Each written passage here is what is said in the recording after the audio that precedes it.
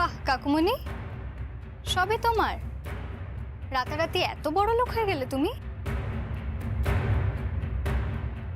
আমি অনেক কারাপশন দেখেছি, অনেক দুর্নীতি দেখেছি, অনেক ঠকবাজ দেখেছি, অনেক জোচ্চোর দেখেছি, কিন্তু তোমার মতো কাউকে দেখিনি।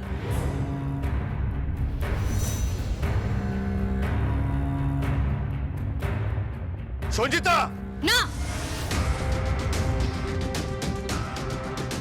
আপনার বড্ড বদ অভ্যাস। কথায় কথায় আপনি বাড়ির মেয়ের ওপর হাত তোলেন। এই হাত একদিন গুড়িয়ে রেখে দেবো বলে রাখলাম। হাত ভেঙে টুকরো টুকরো করে দেব। না না, এই পুণ্যের কাজটা আমি করব না। পুণ্যবতী আমার বোন। আমার বোন এসে আপনার হাত ভেঙে গুড়িয়ে রেখে দেবে। চলো তো। ঝিলাম,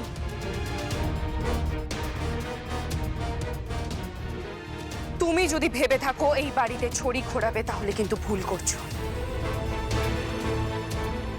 না, আমি এই বাড়িতে ছড়ি ঘোরাচ্ছি না। আর এই বাড়িতে কখনো আমার ছড়ি ঘোরানোরও প্রয়োজন পড়বে না। তবে এই বাড়িতে একটা চাবুকের খুব প্রয়োজন আছে, কাউকে চাপকে সিধে করার জন্য।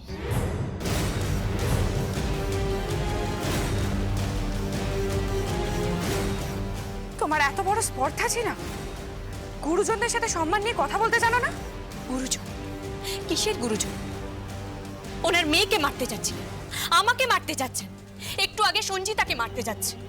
নিজের মাতৃসমা বৌদি শালঙ্করা ব্যানার্জিকে পর্যন্ত মারার চেষ্টা করেছিলেন। ওনার সমস্ত সম্পত্তি উনি আত্মসাৎ করছেন, নিজের স্ত্রীকে ঢুকিয়েছেন। বাইরের একটা মেয়ের সাথে অবৈধ সম্পর্ক ওনার। Shut up!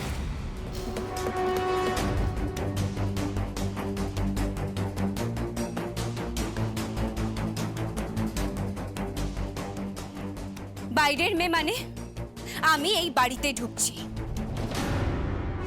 আর সে ব্যানার্জিকে সুভাষ ডিভোর্স দিচ্ছে,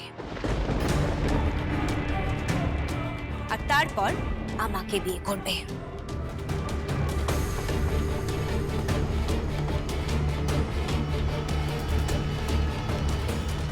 আমার বাপি তোমাকে বিয়ে করবে?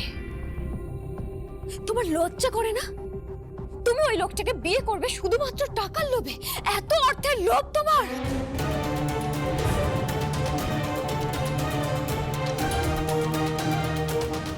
হ্যাঁ, বেশ করব। আমি সুভাষকেই বিয়ে করব।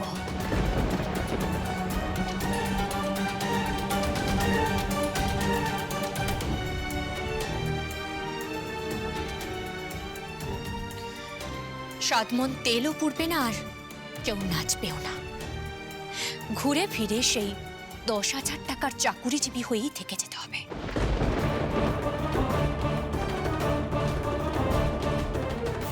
ওই মগডালে বাসা বাঁধার সুযোগ তুমি এই জীবনে পাবে না, কারণ এই বাড়িতে খুব তাড়াতাড়ি এই বাড়ির 2 বউ ফিরে আসছে। একজন প্রিয়ম ব্যানার্জি আর একজন শালঙ্করা ব্যানার্জি।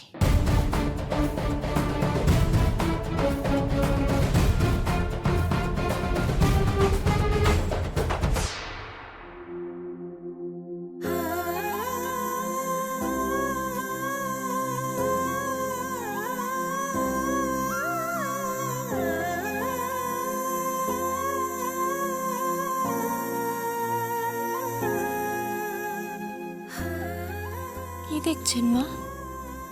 তোমাকে তোমাকে আমি আমার ঘরে নিয়ে আসব, নিজে হাতে বরণ করব, নিজে হাতে সাজাবো, খুব সুন্দর করে সাজাবো। সোনার গয়না দিয়ে তোমাকে আমি ভরিয়ে দেব। আমি তোমার জন্য একটা খুব সুন্দর শাড়ি ডিজাইন করব। বিপিন, বিপিন। হ্যাঁ দিদিমণি, ডাকলেন? হ্যাঁ বিপিন, আমি আমার বৌমাকে বরণ করব তো, ওর জন্য খুব সুন্দর একটা শাড়ি বানাতে হবে, খুব সুন্দর ডিজাইনের। মা, শাড়িটা আমি বানাবো? না না, তোমার বিয়ের শাড়ি তুমি কি বানাবে? বিপিন, আমার সেরা শাড়িটা চাই, একদম এক্সক্লুসিভ। আগে দিদিমণি, এমন ডিজাইন হবে হুইচ ইজ রেয়ার। দেখো দিদিমণি, সে ইংরেজিটা বলছি আপনার বিপিন তো পড়াশোনা জানে না, মুখ্য সুখ্য মাটির মানুষ, ইংরেজি বুঝতে পারছি না। একটা খুব সুন্দর শাড়ি চাই, যেটা আমার বৌমাকে জড়িয়ে থাকবে। সেই শাড়ি পরে সোনায় সেজে আমার বৌমা আমার দরজায় এসে দাঁড়াবে, আর আমি আমার বৌমাকে বরণ করব।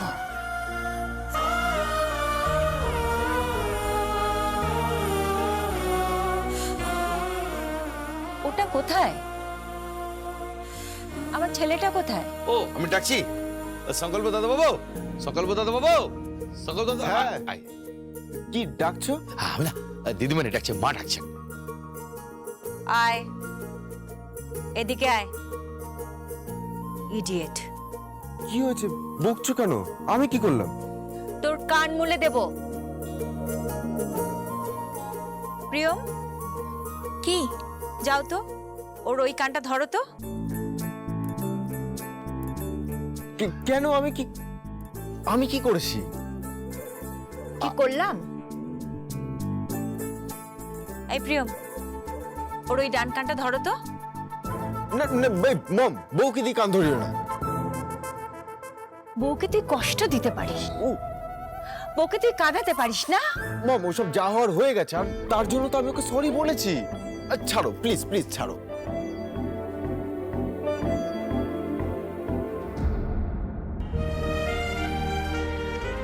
তোরা জোড়ায় আমার দরজায় এসে দাঁড়াবি, আমি তোদেরকে বরণ করব, প্রায়শ্চিত্ত করব।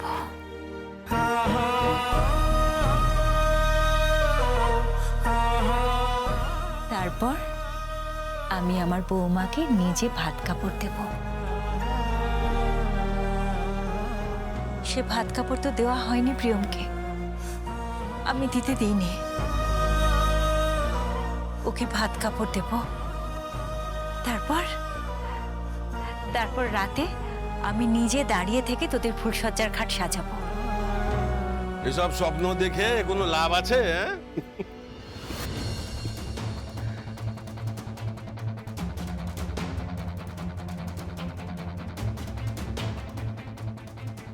কুশ তুমি? হ্যাঁ, আমি বৌদি, তোমাদের বাড়ির জামাই। তুমি এখানে কেন এসেছো? দেখতে এলাম, জাস্ট তোমাদের দেখতে এলাম। আমি শুনেছিলাম যে মানুষ নাকি ছেঁড়া কাঁথায় শুয়ে লাখ টাকার স্বপ্ন দেখে, এখন এখানে এসে দেখছি সত্যিই যা শুনেছিলাম ঠিকই শুনেছিলাম। এই তো অবস্থা ঘরের। যে বৌদি, একটা কথা বলো তো, আমি এটাও শুনেছিলাম যে তোমার নাকি দুবেলা ভালো করে খেতে পাচ্ছ না। হ্যাঁ শুনেছি, তোমাদের নাকি চিকিৎসার জন্য, ওষুধ কেনার জন্য টাকা নেই, ওষুধ কিনতে পারছো না।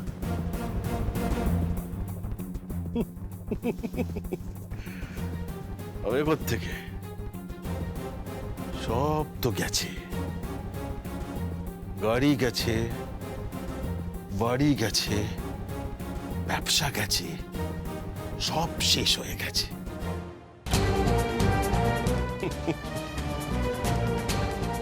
আশ্চর্য লাগছে বৌদি, তুমি এখানে থেকে এই মেয়েটাকে ওই বাড়িতে নিয়ে গিয়ে বরণ করার স্বপ্ন দেখছো? হ্যাঁ, তুমি ওর ভাত কাপড় দেবে, তুমি ফুলসজ্জার খাট সাজাবে? না না বৌদি, এটাও কি সম্ভব? সম্ভব। ঝিলাম আমাকে কথা দিয়েছে, এ সব কিছু সম্ভব করেও দেখাবে। ছিলাম এখন ওই বাড়িতে গেছে। ছিলাম ছিলাম ওই বাড়িতে গেছে। হ্যাঁ, একটু আগে ফোনও করেছিল, প্ল্যান দিচ্ছিল বাড়িটা কেমন করে সাজাতে হবে। ওদি,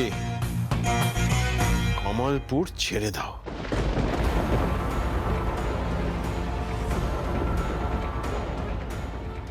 মানে মা কামালপুর কেন ছাড়বেন? হ্যাঁ, ছাড়বেন। পয়লা বৈশাখের দিন কাল বৈশাখী আসবে,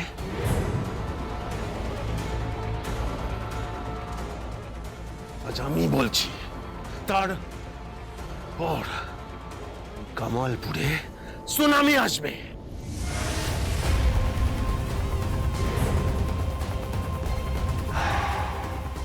আমফান আসবে, চোখে সবকিছু উড়ে যাবে, কিচ্ছু থাকবে না। এই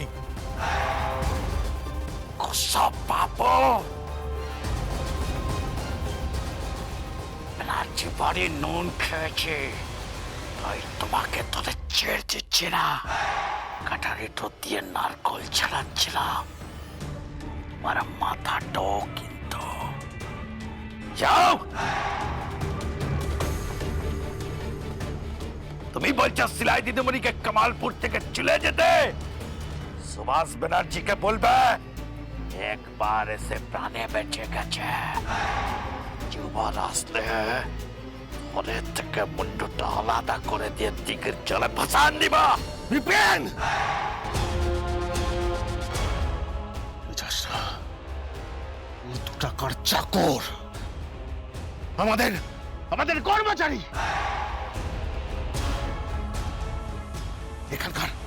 এখানকার সুপারভাইজার। এত বড় সাহস, তুই ওর গায়ে হাত দিলি? হ্যাঁ, এত ক্ষমতা তোর।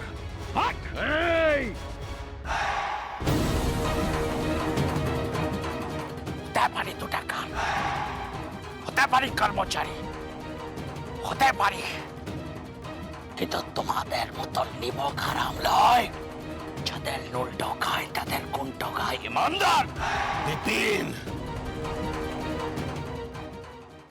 কথায় আছে জম জামাই ভাগনা 3 নয় আপনা। সেটা তোমাকে দেখে আমি বুঝতে পারছি কুশ। বলে দিও তুমি সুভাষ ব্যানার্জিকে প্রিয়ম ফিরছে ওই বাড়ির দরজায়, আর ওকে বরণ করবে স্বয়ং শালঙ্কারা ব্যানার্জি। কথাটা তুমি মাথায় রেখো কুশ মুখার্জি। একটা কথা বলি মিস্টার কুশ,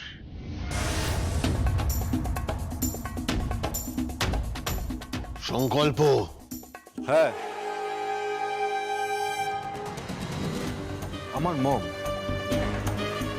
আমার মম যদি আমাকে একবার মুখ ফুটে বলেন না এসব বিপিন প্রিয়ম ঝিলম, আমার কাউকে প্রয়োজন হবে না। তোমাকে এবং ওই সুভাষ ব্যানার্জিকে থানায় তুলে নিয়ে গিয়ে এমন 3rd ডিগ্রি দেব না, বাপের নাম ভুলে যাবে।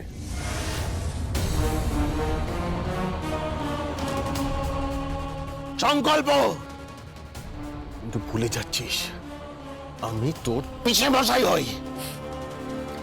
না, তুমি কারোর কেউ না। তুমি আর ওই সুভাষ ব্যানার্জি, তোমরা শুধু টাকার। হ্যাঁ, যাও গিয়ে ভগবানের কাছে প্রার্থনা করো যাতে আমার মম আমাকে ভুল করেও আদেশ না দেন। আমার মম যদি আমাকে একবারও আদেশ দেন তাহলে ওই সুভাষ ব্যানার্জি এবং তুমি কুশ মুখার্জি দুজনেই শেষ।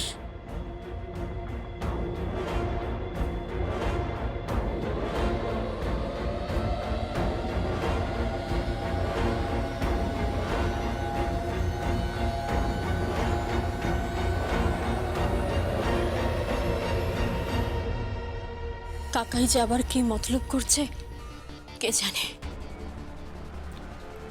ভয় পেও না, তুমি একদম ভয় পেও না, আমি যতক্ষণ আছি তোমাকে কেউ ছুতে পারবে না। হ্যাঁ ঠিকই তো, বউ এলে মা পর হয়ে যায়, মা তখন বাতিল হয়ে যায়। না না মম, তুমি যে কি বলো না। ধ্যাৎ। মম, তুমি তো সবার আগে, তুমি আর প্রিয়ম, আমি থাকতে তোমাদের দুজনকে কেউ ছুতে পারবে না।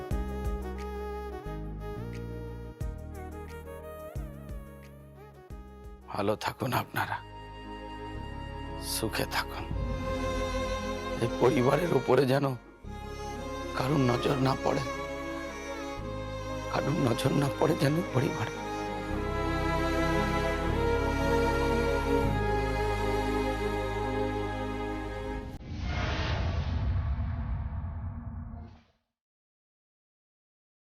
ঐশানীদি, হ্যাঁ এই নাও তোমার শাড়িগুলো ধরো। হ্যাঁ হ্যাঁ নাও। আচ্ছা এইদিকে এই যে দাদার শার্টস আর প্যান্ট কিন্তু রাখা আছে, ঠিক আছে? নিয়ে নেবে মনে করে। আর তোমার অর্নামেন্টস দাঁড়াও আমি দিয়ে দিচ্ছি। কি গো, কখন বেরোচ্ছ তোমরা? এই তো বিকেল বিকেল বেরোবো। ঐশানীদি, হ্যাঁ ধরো তোমার অর্নামেন্টস। দুপুরে খাবে তো? হ্যাঁ হ্যাঁ দুপুরে খেয়ে যাবো। কোনে মাসি বলছি, তোমাকে কিন্তু রান্না বান্না কিছু করতে হবে না, আমি নিজে রান্না করে তারপরে যাবো, ঠিক আছে? আমি গুছিয়ে নিই একটু। বিকেলে অষ্টমঙ্গলায় যাবে, এখন মেয়ে চলেছেন রান্না করতে। থাক, আমি করে নেব। তুই একা একা অষ্টমঙ্গলায় যাবি?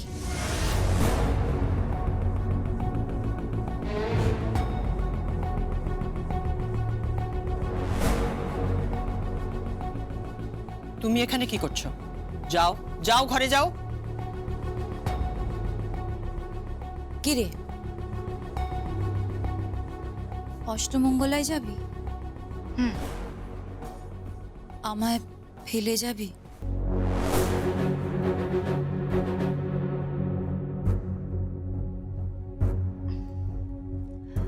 কুশানে,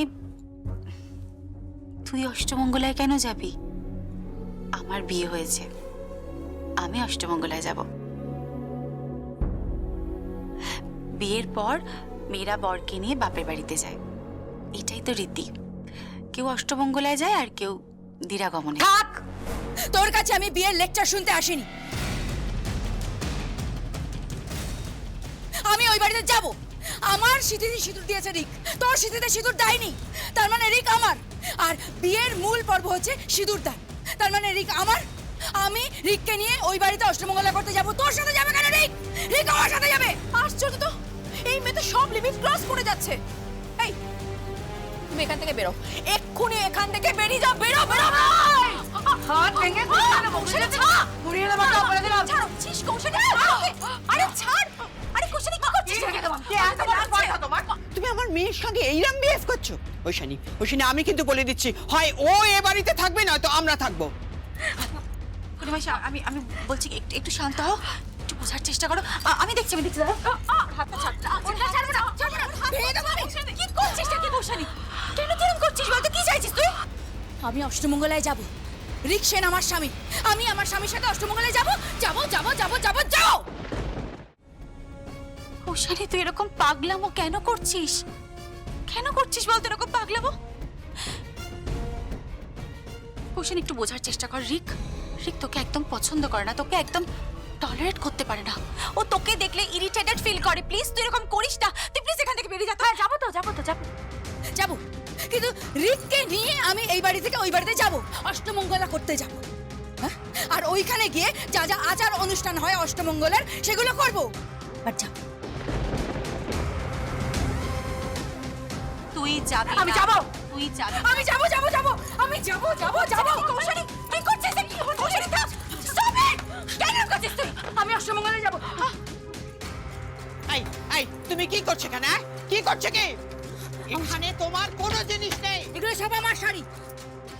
এগুলো রিক ওই শাড়িকে দিয়েছে। তাহলে কার শাড়ি হয়? আমার শাড়ি। হ্যাঁ, এই শাড়িগুলো তোর, এগুলো তুই পরবি। কিন্তু কথাটা শোন, কৌশলী এরকম করিস না। তুই যাবি না অষ্টমঙ্গলায়, তুই যাবি না। আমি অষ্টমঙ্গলায় যাব। আমি যাব আমি যাব আমি এদিকে যাব। আয় তো, আমার সাথে। আমি যাব। চল, ছাড়, চল। ছাড় না। আমি যাব না। আয় শিগগির এদিকে। ছাড় তুই আমাকে। বাইরে যা, বাইরে যা। এই, একাই বাইরে যা। আসবি না, ছেড়ে দে। খোল না।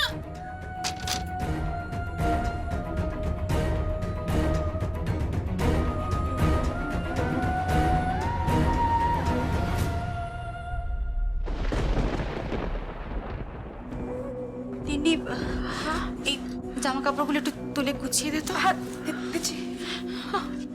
তোমার নিজের কবর কিন্তু তুমি নিজেই খুঁজছো এসে। খনি মাসি, হ্যাঁ, এই মেয়ে কিন্তু তোমাকে বাঁচতে দেবে না। তুমি ওকে খুব ভালোবাসো, নিজের বোনের প্রতি তুমি সব কর্তব্য করতে চাইছো, কোনটা ঠিক কোনটা ভুল তুমি ওকে বোঝাতে চাইছো। ও কিন্তু এসব কিচ্ছু বুঝবে না। একদিন কিন্তু এর জন্য তুমি খুব বড় বিপদে পড়বে। আমি বলছি, তুমি দেখে নিও। বড় বিপদ? বড় বিপদে পড়তে আর বাকি কোথায় আছে? দোলের রাতে দেখলে না কি হলো? ওই ওই বড় ছুরিটা নিয়ে কি বিভৎসভাবে কোলবালিশে মারছিল। ওখানে যদি ওই শাড়িতে থাকতো তাহলে কি হতো? এতক্ষণ তো তুমি তাহলে মারা যেত ওই শাড়িদি। তোমরা এত চিন্তা করো না, একটু শান্ত হও। আমার কিচ্ছু হবে না, আমি ঠিক আছি তো। আমি বুঝে গেছি, ও আমাকে যতবার মারার চেষ্টা করবে আমি ততবার নিজেকে রক্ষা করে নেব। তোমরা একদম চিন্তা করো না। কপাল কিন্তু সবসময় সাথ দেয় না ঐশানী। বিপদ কখন কিভাবে কোন দিক থেকে এসে যাবে তুমি বুঝতেও পারবে না। তুমি এখন কিচ্ছু বুঝতে পারছো না।